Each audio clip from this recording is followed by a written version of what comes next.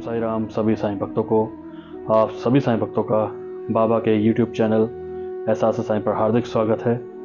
मैं साईं कनव शर्मा आज आप सभी साईं भक्तों के लिए बाबा की बहुत ही प्यारी लीला लेकर आया हूं, जो कि आज हम बाबा की लीला यानी कि दूसरी लीला का वर्णन करेंगे। पहली लीला आप सभी साईं भक्तों ने सुनी थी, कैप्टन जहांगीर एफ दारूवाला की।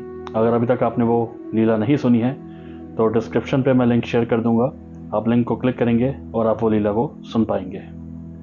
आज की जो लीला है बाबा की कृपा से, वो लीला है पद यात्रा यानी कि पैदल यात्रा। कि बाबा ने किस तरीके से अपने भक्त की पैदल यात्रा सफल की और अपने भक्त के प्राणों की रक्षा करी।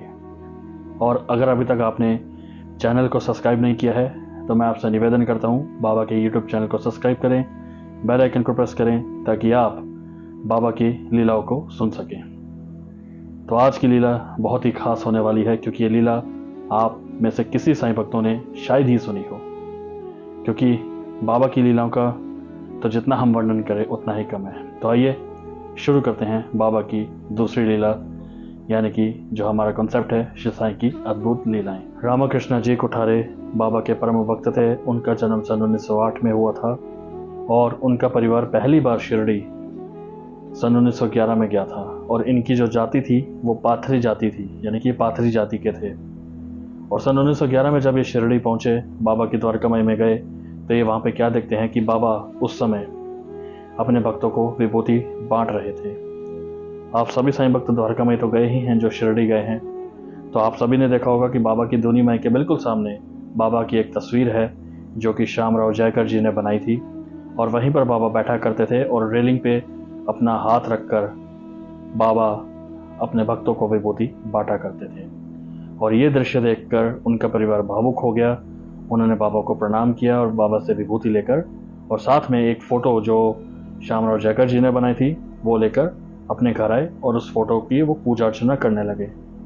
और फोटो को जब यानी कि तस्वीर को बाबा की वो पूजा अर्चना करने लगे, तो साथ ही साथ उन्होंने एक भजन मंडली भी बनाई जिसका नाम उन्होंने रखा साईं लाज।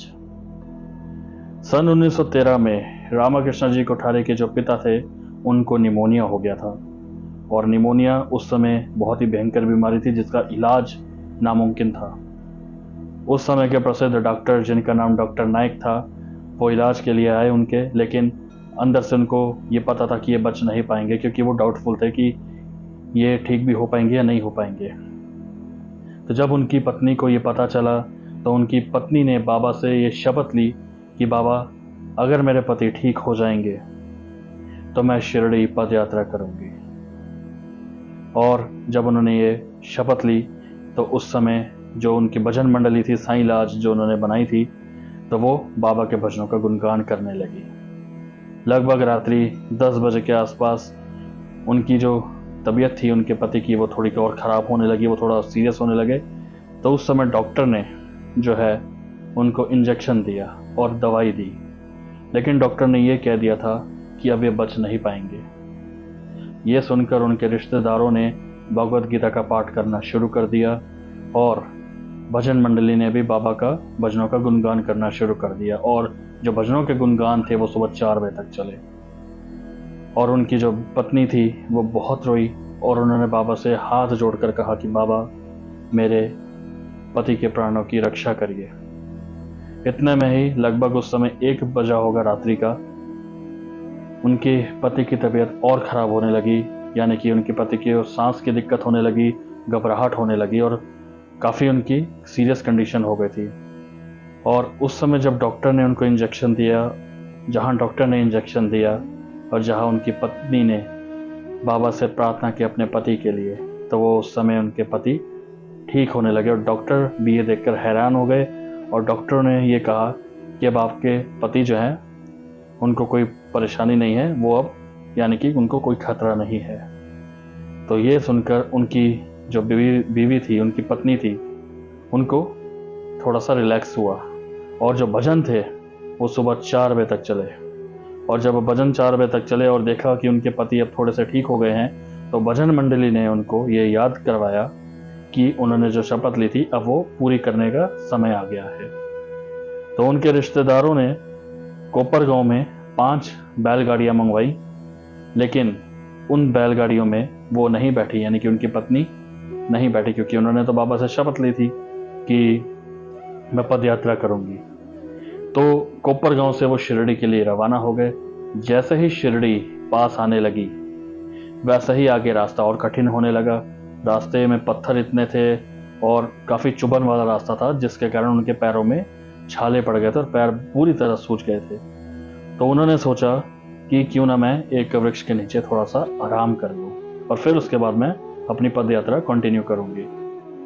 इतने में एक वहाँ पे फ़कीर जो सफ़ेद दाढ़ी में था वो उनके पास आया और उन्होंने, यानी कि फ़कीर ने उनको कहा कि माँ, अब आप बैलगाड़ी में बैठकर शिरडी जा सकते हैं, आपकी पद यात्रा सफल हुई। उनकी आवाज़ इतनी मनमोहक थी फ़कीर की कि वो उनकी आवाज़ से ही वो प्यार कर बैठी। वो इतने मगन हो गए थे कि वो सब कुछ भूल गए थे, लेकिन उनको फिर एकदम से याद आया कि नहीं, मुझे शिरडी तक पद यात्रा करनी है, क्योंकि मैंने शिरडी तक ही कहा था कि मैं पद यात्रा करूंगी। और पद यात्रा वो इसलिए कर रहे थे क्योंकि उन्होंने कहा था कि अगर उनके पति ठीक हो जाएंगे तो बाबा का शुक्रिया करने पैदल आएंगी। तो इसलिए उन्होंने उस फकीर की बात ना मानकर वो अपनी पैदल यात्रा शुरू उन्होंने कर दी थी शिरडी तक। और जब वो शिरडी पहुंची पैदल, पैर तो बुरी तरह सूज ही चुके थे, छाले पड़ गए थे। और उसके बाद जब वो द्वारका माई में पहुंची तो वहाँ पे बाबा अपने भक्तों के साथ बैठे थे, जिसमें से एक बाबा के परम भक्त नाना साहेब चांदोरकर भी वहाँ मौजूद थे।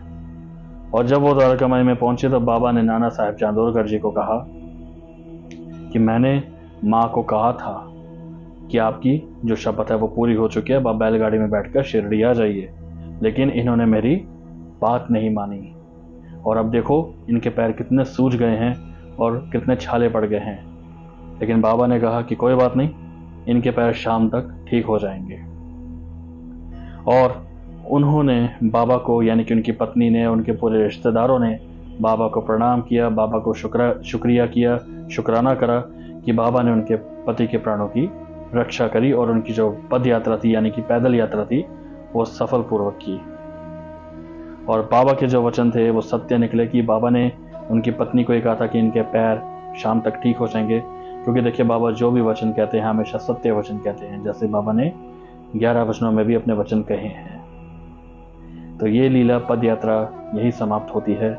मैं आशा करता हूँ कि आप सभी साईं भक्तों ने ध्यानपूर्वक बाबा की लीला सुनी होगी और आप इस लीला को शेयर भी करिए, ताकि मैं चाहता हूँ कि आपके साथ साथ आपके परिवारजन या आपके दोस्त वो भी बाबा की लीलाओं को सुने और उनके अंदर भी बाबा के प्रति विश्वास और बढ़े। अगली लीला का वर्णन हम 17 सितंबर 2023 को करेंगे सुबह 11 बजे ही, इसी समय। तब तक आप सभी साईं भक्त अपना ध्यान रखिएगा। बाबा भली कर रहे हैं।